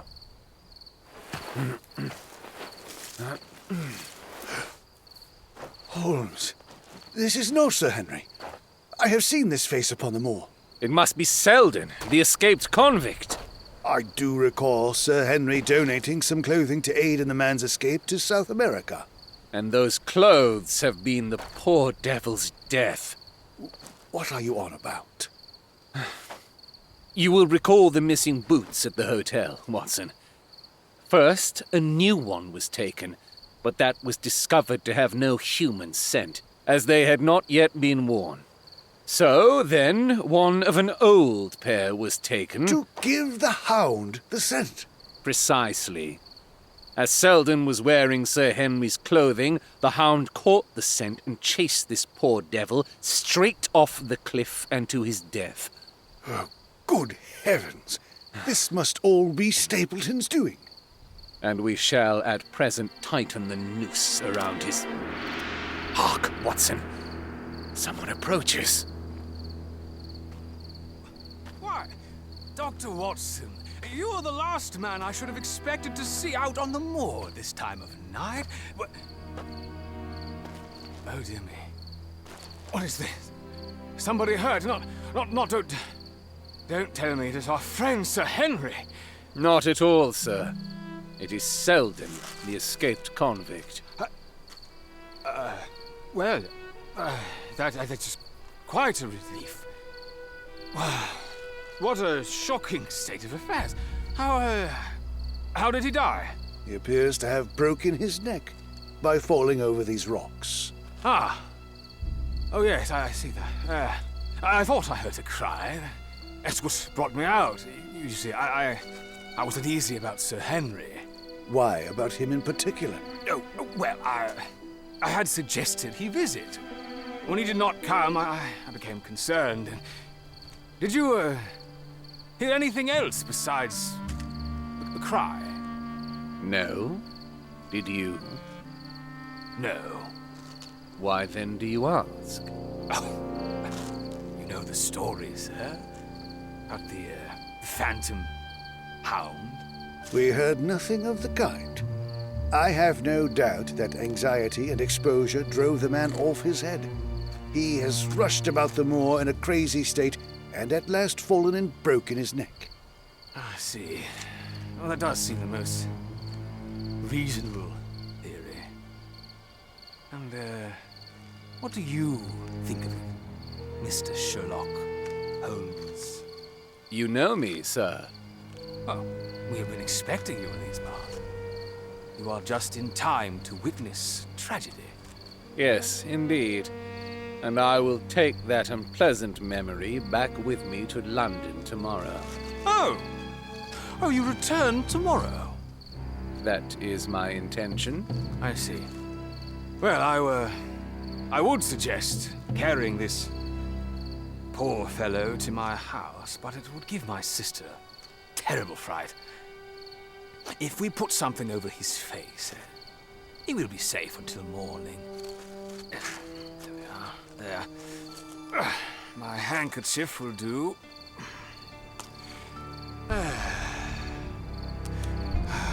Will you gentlemen join me at my house for a calming cup of tea? Thank you, no. Oh, very well. I shall be getting back, then. Good evening. Yes, good evening. Our nets are closing at last. What nerve the fellow has. How he pulled himself together in the face of what must have been a paralyzing shock when he found the wrong man had fallen a victim to his plot. I told you in London, Watson, and I tell you now again, we have never had a foeman more worthy of our steel.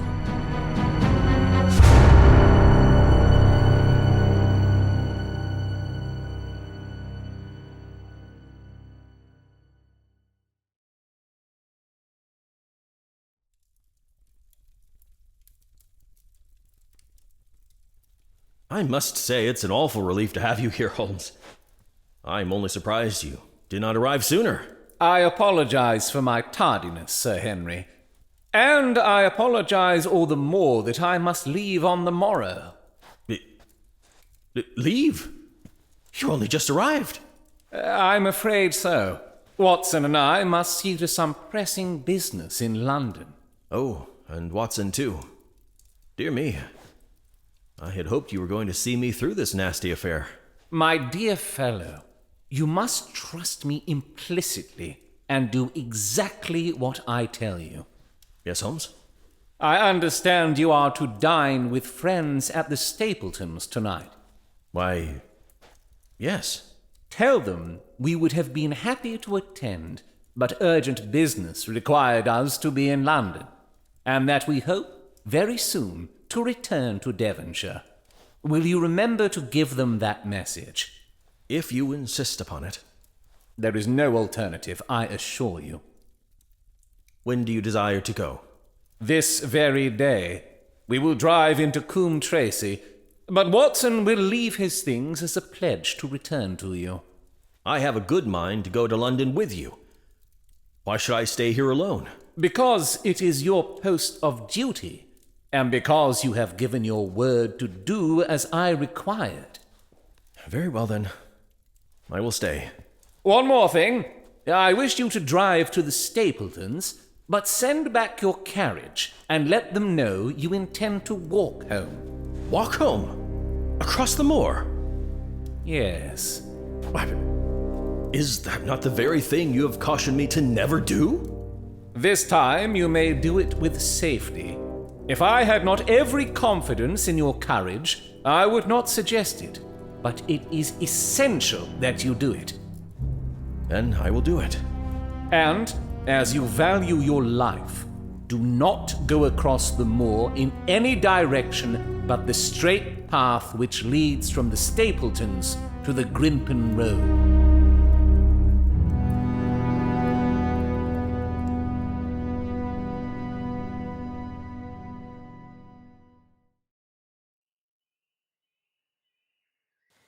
Miss Laura Lyons, I presume.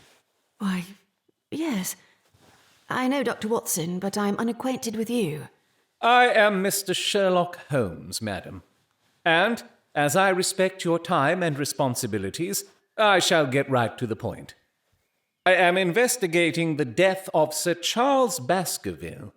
Dr. Watson has informed me of what you have communicated, and also what you have withheld.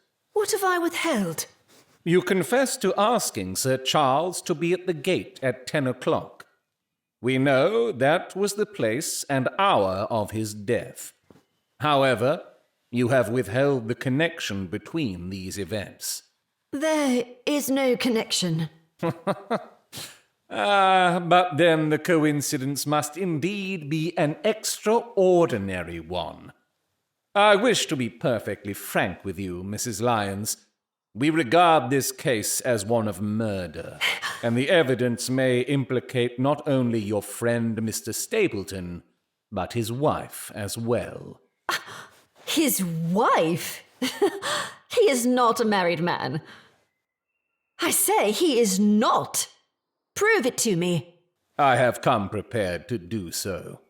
Here is the photograph of the couple taken in York 4 years ago. It is inscribed as Mr. and Mrs. Vandeleur, but you will have no difficulty recognizing him, and her also, if you know her by sight. Here also are 3 written statements by trustworthy witnesses, who at that time knew of the couple.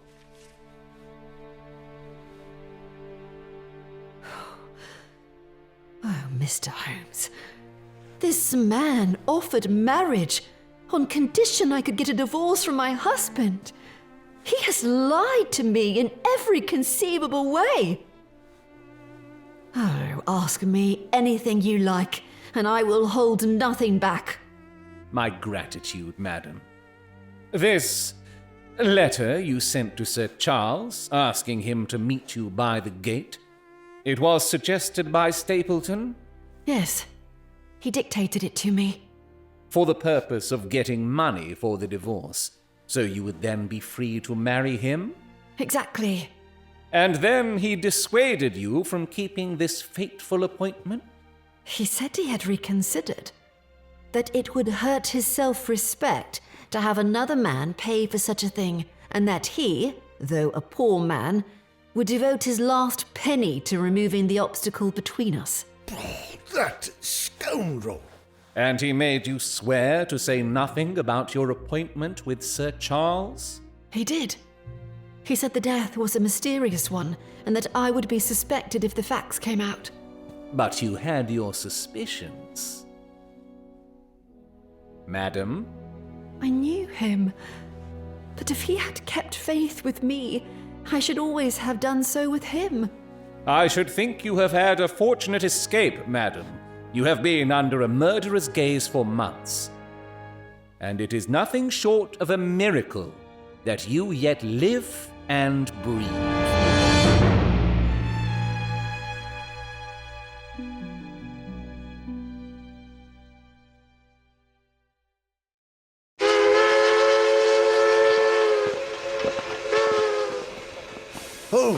When you said we were returning to London, I assumed you meant it as a ruse of sorts.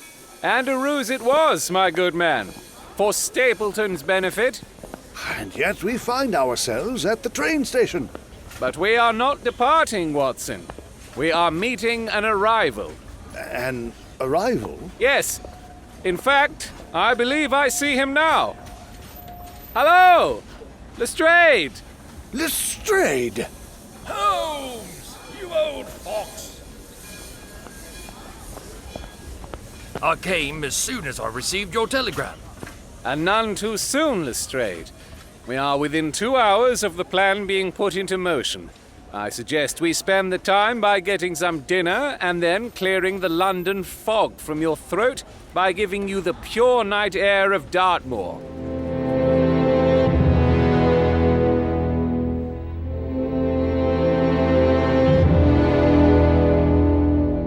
One of Sherlock Holmes's defects was that he consistently failed to communicate his full plans to any other person until the last possible moment.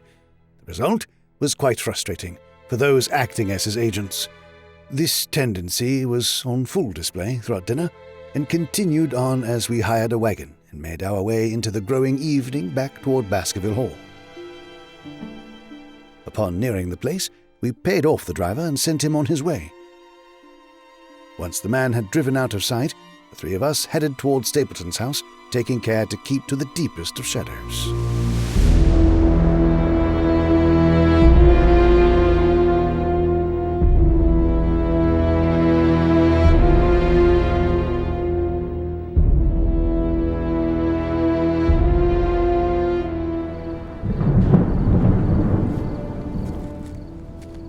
Are you armed, Lestrade? I am, Mr. Holmes. Watson? Indeed, Holmes. Good. Then all three of us are so armed, and unless I miss my guess, we may all be called upon to use them.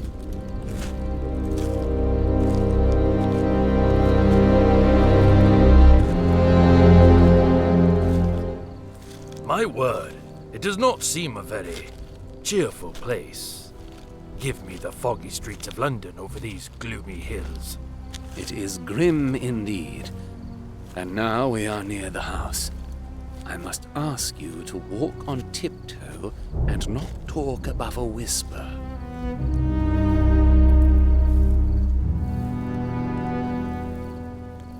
Here, this will do. We are to wait here? Yes.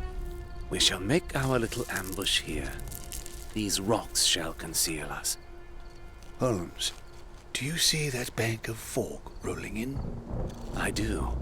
And it may be the one thing to undo our plans. If it moves over us, we shall not see our hands before our eyes. Shall we move to higher ground? Yes. I think... Watson! I believe he is coming. It is Sir Henry. Yes, and not a moment too soon. Holmes! It is the Hound! It fairly glows in the moonlight. God save us! Shoot, Watson! Shoot, man! What a Holmes! Die, you devil! Holmes! The beast is invincible! Keep firing, Watson!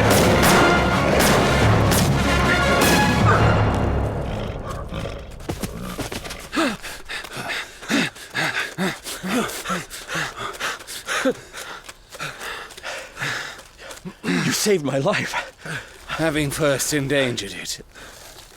Lestrade, you normally have a flask on your person, don't you? Here you go, my man. Some brandy for your nerves.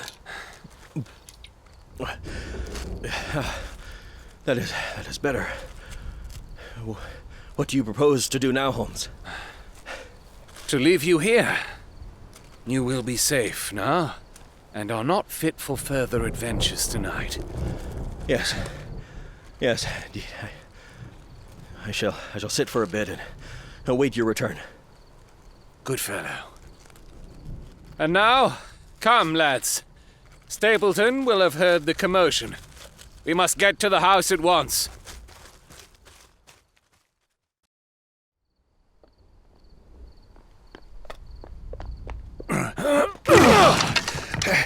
Hands up, Stapleton, you. Holmes, he's gone. No surprise there. It was 1,000 to 1 against finding him here. But we'll search the house to be certain. There's someone here. Open that door. Mrs. Stapleton, why, she's been tied and gagged. Not only that, Watson, but judging by those red welts, she's received a blow or two from Stapleton's fists. Oh, the brute.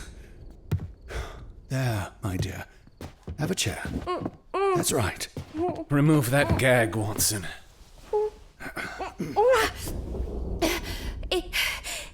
Is he safe? Has he escaped? He cannot escape us, madam. No, not my husband. Sir Henry, is he safe? Yes. And the Hound? The creature is dead. Oh, thank God! Thank God! Oh, this villain! See how he has treated me! These bruises on my arms are nothing! Nothing! It is my mind and soul he has tortured and defiled! You bear him no goodwill, madam. Tell us where we shall find him. There is one. There is but one place he can flee. There is an old mine on an island in the heart of the mire. It was there he kept the Hound. With fog like this, who could hope to find his way into the Grimpen mire tonight? Oh, he may find his way in, but he will never find his way out. What do you mean, madam? He and I planted guiding wands together to mark a safe pathway through the mire.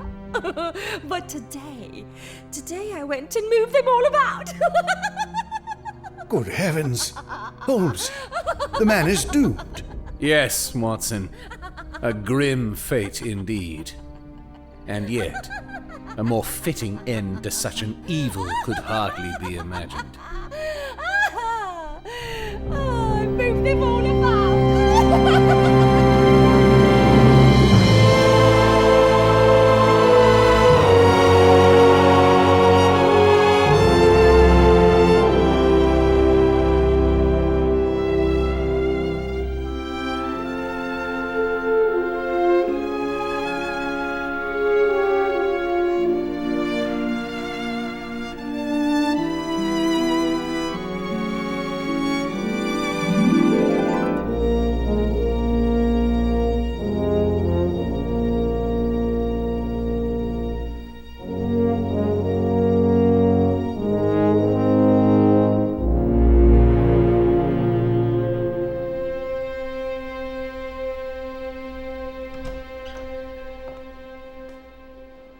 We will call you as soon as Dr. McEwen is ready for you, Mr. Holmes.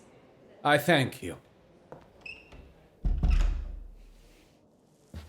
Holmes, I have taken care not to press you, given the circumstances, but it has now been nearly a month since our adventure on the moor. And you are keen to get the details before I go beneath the surgeon's knife, are you? Lest I slip from this mortal coil and rob you of a lurid magazine story? Certainly not. I only jest, my dear fellow. You are certainly due a full explanation, although I cannot guarantee I carry all the facts in my mind at present. However, I will give you the course of events as nearly as I can. Upon his first visit, Mortimer referred to Stapleton as a rather accomplished entomologist. Research at the British Museum revealed that Stapleton did indeed have notations under his name, but that a man named Vandeleur shared many of the same footnotes. After finding a picture of this Vandeleur, I realized the two men were actually one and the same.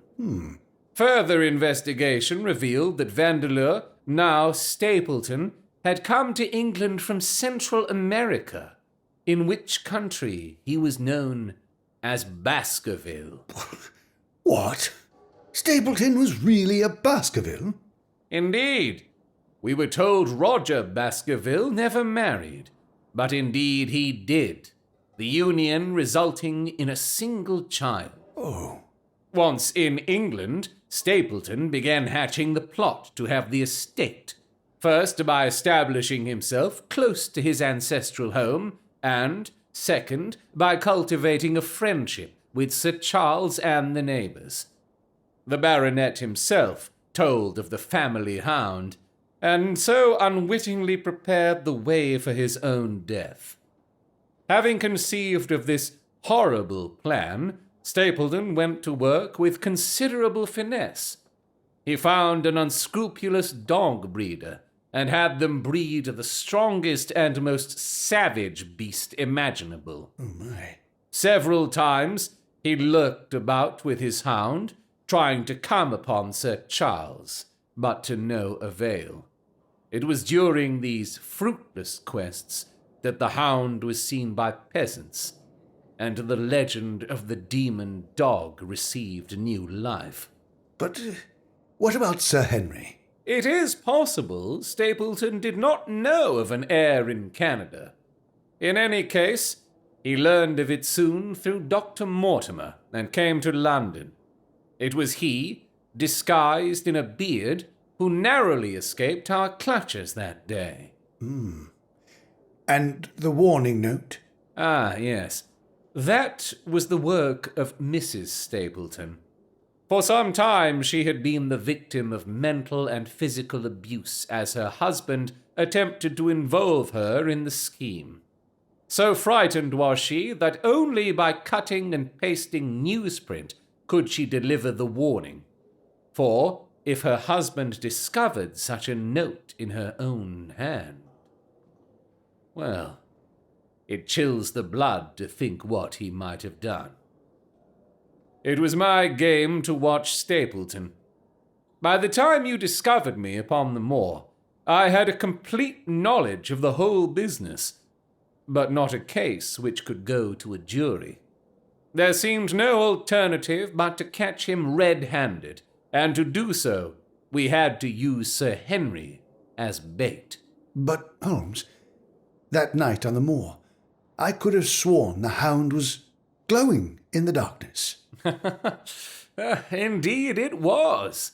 Scotland Yard, after examining the animal, discovered a luminous mixture upon its body, giving it an unearthly glow as it bounded across the moor. Oh, good heavens, Holmes. Every time I hear you recount a summary of our adventures, it all feels rather simple. And yet, having been there myself, I know all too well the fog of uncertainty that shrouds each case's beginning. Indeed. A magician's act always seems a simple thing, once the trick is exposed.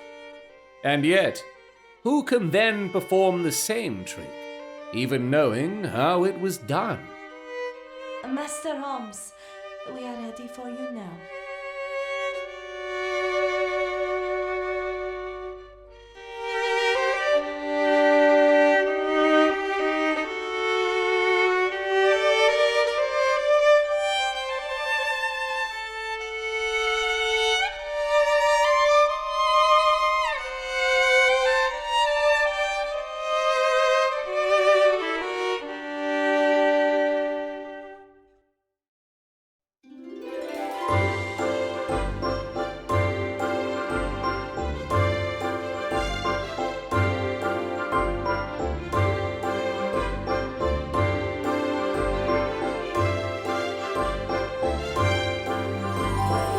This was The Hound. In the cast, you heard R.J. Bayley as Sherlock Holmes, A.W. Miller as Dr. Watson, Simon Allison as Mortimer, Andy Harvey as Dr. Granger, Chloe Elmore as Mrs. Hudson, Stephanie Nimmitt Parker as Laura Lyons, Jonathan Cook as John Clayton, Hunter Adkins as The Guard, Toby J. Smith as Barrymore, Kira O'Brien as Beryl, Daniel Cross as Stapleton, Taylor Shea as Mrs. Barrymore, Jason Markiewicz as Lestrade, Bethany Baldwin as the nurse, and Craig Hart as Sir Henry. Script, direction, and sound design by Craig Hart. The Hound is a production of LRT Media.